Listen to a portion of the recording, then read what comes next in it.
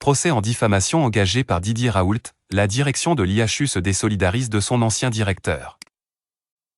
L'Institut marseillais, qui a porté plainte aux côtés de son ancien directeur dans de nombreux procès, a décidé de se désengager d'une des procédures, mettant fin à la prise en charge des frais de justice. L'audience opposant Didier Raoult à Alexander Samuel s'est déroulée ce vendredi 6 octobre au matin au tribunal de Marseille.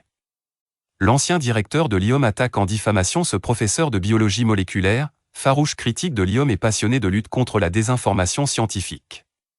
Ce dernier avait publié, en mars 2021 sur son blog, une traduction d'un article du journaliste scientifique ukraino-allemand Leonid Schneider, visé par la même plainte, mais non mis en examen, qui qualifiait M. Raoult de gourou et de druide de la chloroquine tout en dénonçant les données falsifiées dans des études ainsi que des essais cliniques ostensiblement illégaux ou encore une fraude financière liée à la facturation des hospitalisations de jour de l'IHUM.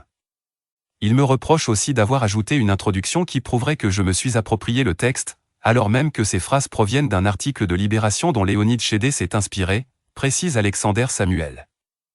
À l'origine, Didier Raoult, son fidèle bras droit Éric Chabrière, ainsi que l'IHUM, représenté par sa présidente la Dr Yolande Obadia qui a démissionné de la présidence du Canada en septembre 2022 avant de la quitter définitivement en avril 2023, note de la rédaction, avait déposé conjointement plainte pour diffamation en juin 2021. Mais Éric Chabrière, faute d'avoir payé la consignation, une somme obligatoire dans le cadre des procès en diffamation, a été écarté de la procédure.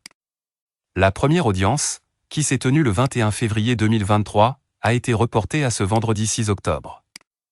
Mais cette fois encore, le tribunal a prononcé un renvoi au 24 septembre 2024, puisque l'avocat de M. Raoult, maître Brice Grasini, a estimé ne pas être en état de plaider le dossier.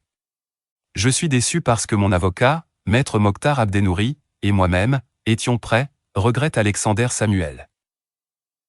Néanmoins, l'audience a réservé une surprise de taille. L'IHUM a manifesté sa volonté de se désister de l'affaire, sans en préciser les raisons, révèle Alexander Samuel. Selon une source judiciaire, même si le tribunal n'a pas encore validé ce retrait, tout retour en arrière serait hautement improbable. Auprès de l'Express, une source interne de l'IHU confirme que le conseil d'administration a effectivement décidé de ne plus porter plainte aux côtés de son ex-directeur contre Alexander Samuel.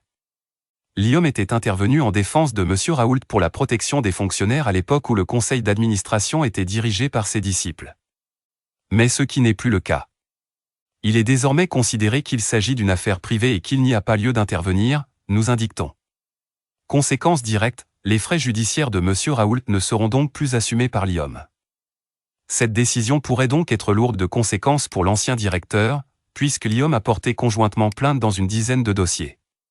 Si rien n'indique que le conseil d'administration se retirera de toutes ces procédures, le rapport de l'Inspection générale des affaires sociales, IGAS, qui a mené une vaste enquête au sein de l'IHUM après de multiples révélations dans la presse, précise que le coût de la prise en charge des frais de M. Raoult par l'Institut marseillais s'élevait, fin 2021, à 95 400 €.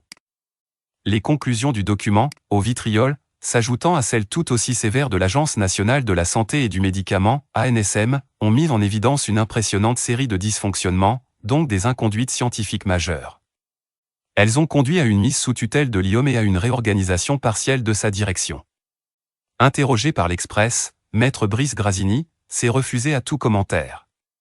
Alexander Samuel, lui, se félicite de la décision de l'IHUM et attend avec confiance la prochaine audience.